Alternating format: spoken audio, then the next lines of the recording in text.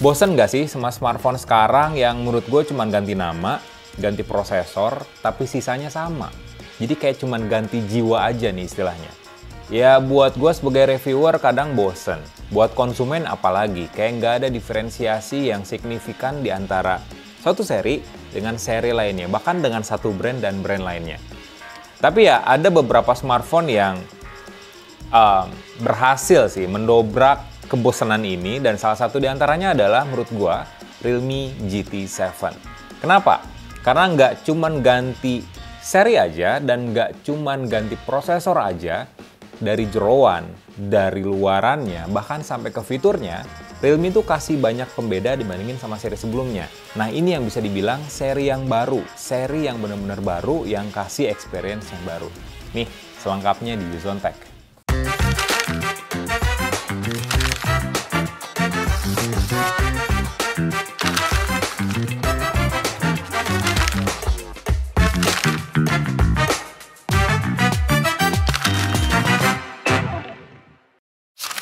Seperti yang gue bilang di awal, cuman ganti prosesor aja.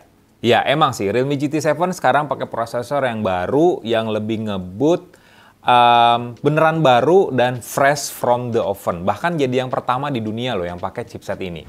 Dimensity 9400i.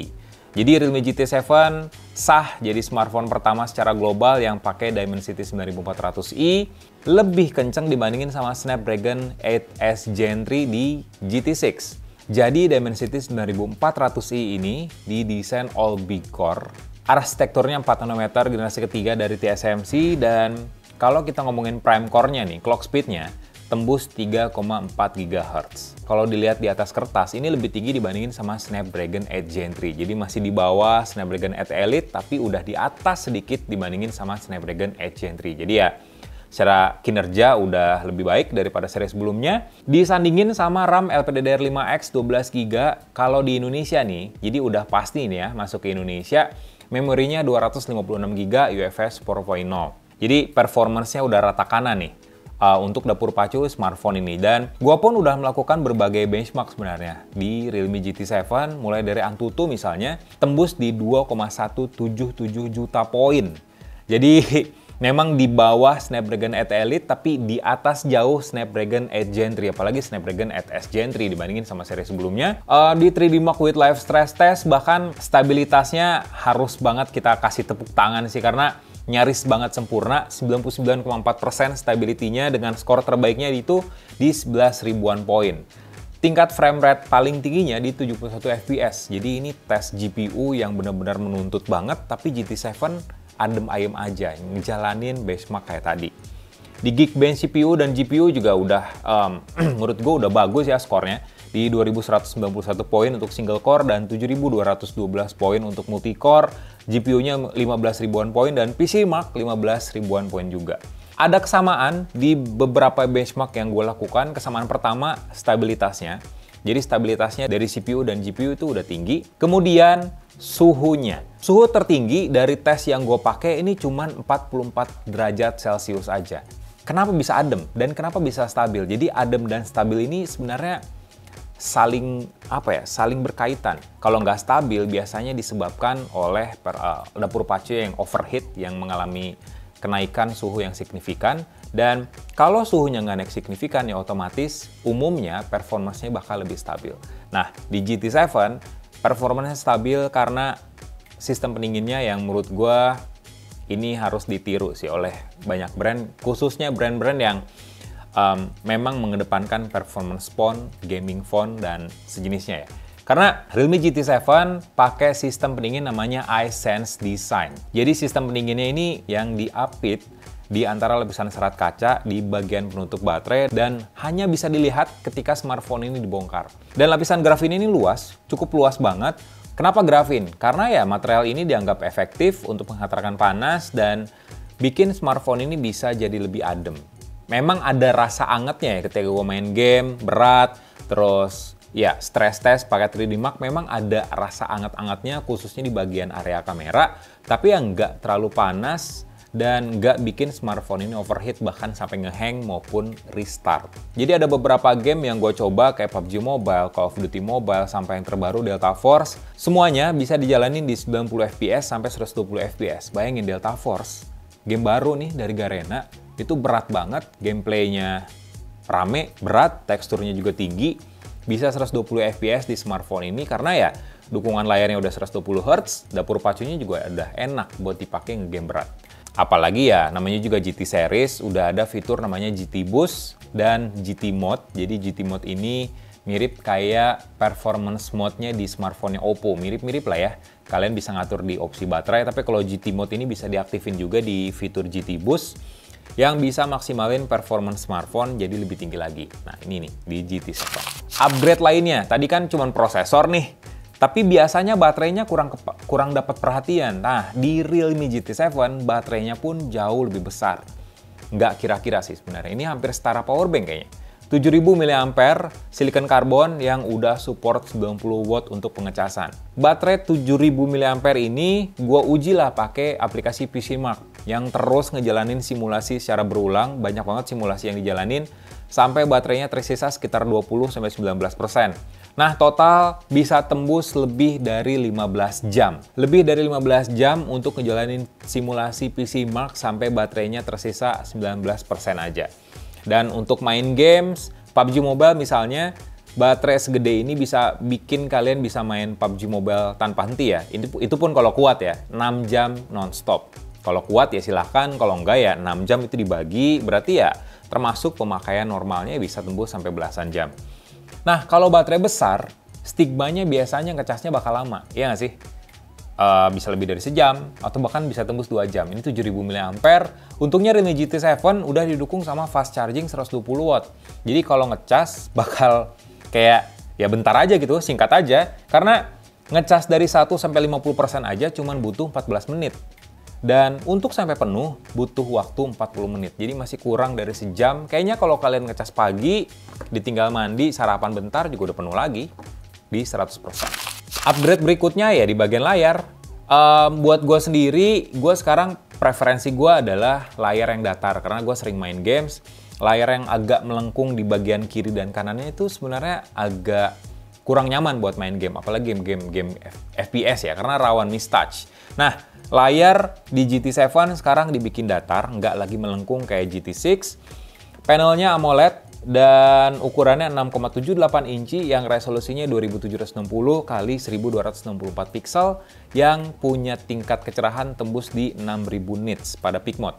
Terus juga udah ngedukung refresh rate 120 Hz, cakupan warnanya 1 miliar warna, 10 bit. Udah ngedukung Dolby Vision sama kodek HDR10+. Jadi kalian bisa nonton YouTube di mode HDR resolusi paling tinggi. Layarnya pun udah standar 100% DCI-P3.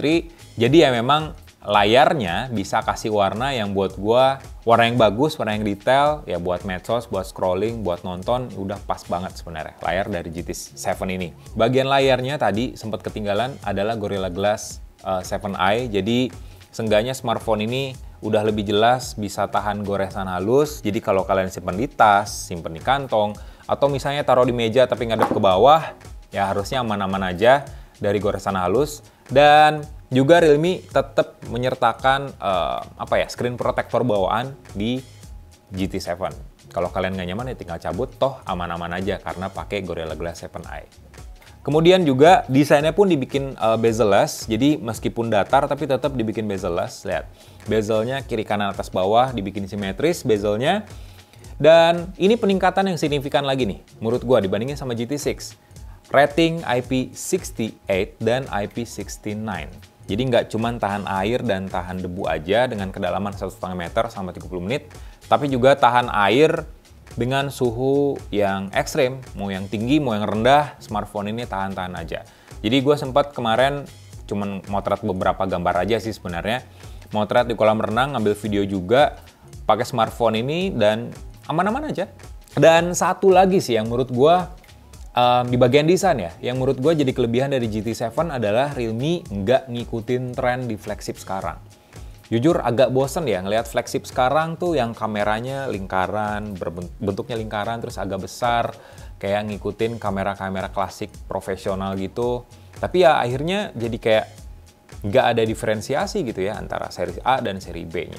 Tapi ya Realme GT7 nggak ngikutin tren tersebut, dia tetap mengadopsi desain klasik, desain mainstream yang udah ditinggalkan mungkin ya, quote and quote.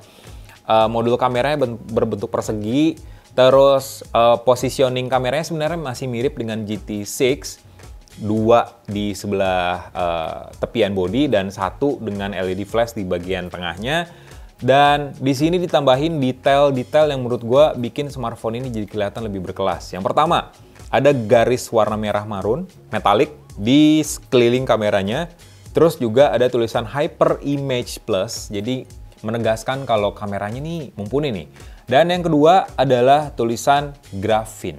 Jadi tulisan Graphene ini ya lagi-lagi menonjolkan sistem pendingin baru yang diusung oleh Realme GT7. Sekarang kameranya tetap 50 megapiksel, tapi sensornya ganti. Jadi Sony IMX906 yang udah dukung OIS. Karena udah didukung juga sama Dimensity 9400i, jadi kamera ini bisa sanggup ngerekam video 8K di 30 fps, 4K bahkan di 120 fps, atau di 60 fps dengan Dolby Vision yang aktif, bahkan di Full HD 60 fps dengan Dolby Vision yang aktif. Jadi ini udah berasa HP flagship aja sih. 8K bisa, 4K bisa, Dolby Vision juga bisa. Jadi ya hasil kameranya bakal lebih asik lagi. Khususnya buat kalian yang seneng konten ya. Cuman memang ada kesamaan dibandingin sama seri sebelumnya, yakni kamera ultrawide 8 megapiksel dan kamera tele 50 megapiksel. Terus juga kamera depannya 32 megapiksel. Ada fitur baru namanya Lightning Snap. Jadi fitur ini bikin kalian bisa memotret momen-momen yang bergerak cepat. Kayak percikan air nih, bisa kerekam, bisa keambil oleh smartphone ini dan bisa dapat tekstur-tekstur air yang nyipratnya gitu. Ini bisa dimanfaatin dan ada dua mode warna juga yang bisa kalian aplikasikan. Yang pertama crisp dan juga vibrant. Ini mirip-mirip kayak di Leica kali ya. Leica Authentic atau Leica Vibrant. Ya sesuai sih, yang crisp itu lebih autentik, lebih natural warnanya. Sementara untuk yang vibrant lebih panci lagi warnanya. Jadi ya bisa kalian sesuaikan lah tergantung kebutuhan kalian. Untuk hasilnya sendiri, kamera ini berhasil menangkap detail yang bagus, bahkan untuk elemen-elemen yang sangat kecil sekalipun. Terus juga tekstur yang dihasilkan juga nggak kelihatan adanya efek over sharpness. Jadi nggak kayak AI banget gitu, nggak ditingkatin detailnya. Ya natural apa adanya. Kemudian juga noise-nya minim, dan warnanya pun kelihatan akurat. Jadi nggak kelihatan efek terlalu warm atau terlalu orange maupun cool, terlalu biru. Semuanya terlihat pas, jadi nggak terlalu ditingkatin banget warnanya, nggak terlalu direndahin banget warnanya. Nah, ngomongin soal OS ya, jadi dia udah pakai Realme UI 6, basisnya Android 15, yang banyak banget fitur AI. Salah satu yang baru adalah AI Planner. Kalau kalian suka dapat WhatsApp, soal kayak bikinin jadwal dong, atau misalnya di Google Calendar atau di email lah ya, ada rincian jadwal dan kalian malas masukin ke Google Calendar atau malas dibikin jadwalnya dalam satu dokumen lengkap, ya tinggal manfaatin AI Planner. Caranya ya tinggal lihat emailnya, asal izinkan ya aplikasi atau AI-nya untuk ngebaca isi dari layar kalian dan ketuk 2 kali bagian bodi belakang. Otomatis AI Planner keluar dan ngerinciin plan kalian, jadwal kalian secara otomatis di smartphone ini. Satu yang jadi catatan, tolonglah Realme, bikin identitas sendiri. Kenapa sih? Pas AI Planner dinyalain, warna-warni di sekitar layarnya malah mirip kayak Apple Intelligence. Bikinlah apa kayak gitu, jangan dimirip-miripin. Toh, kalian pun ini bikin fitur AI Planner udah bagus banget sebenarnya. Kurang identitasnya aja nih. Jangan, ya buat gue sih jangan disamain dengan Apple Intelligence banget ya. Efeknya tuh beneran hampir sama. Oke, jadi catatan buat Realme. Jadi ya secara fitur lengkap, experience-nya mirip-mirip juga dengan smartphone-nya Oppo di Find X series. Jadi dari, dari recording bisa transkrip, terus summarize ke banyak bahasa, itu ada. Dan yang bikin gue terkejut adalah smartphone ini bisa terhubung ke ekosistemnya Apple. Mau nge-share foto ala AirDrop di iPhone bisa, mau mindahin file secara wireless ke MacBook juga bisa. Jadi ya bisa dibilang Realme GT ini, GT7 ya, kasih peningkatan yang super signifikan sih. Dibandingin sama GT6 Jadi nggak cuman ganti prosesor aja, nggak cuman ganti nama aja, tapi dari A sampai Z bener-bener diperhatiin sama Realme, bener-bener diubah sama Realme, biar ya ngasih experience baru buat usernya. Karena gue masih belum tahu harganya, tapi ya kalau ngelihat dari seri sebelumnya, yang harganya lumayan tinggi, harusnya sih sekitar 8 atau 9 jutaan sih smartphone ini ya. Tetap di bawah 10 juta. Cuman ya buat di Indonesia itu terbilang smartphone high-end dan hampir masuk kelas premium. Nggak murah harganya.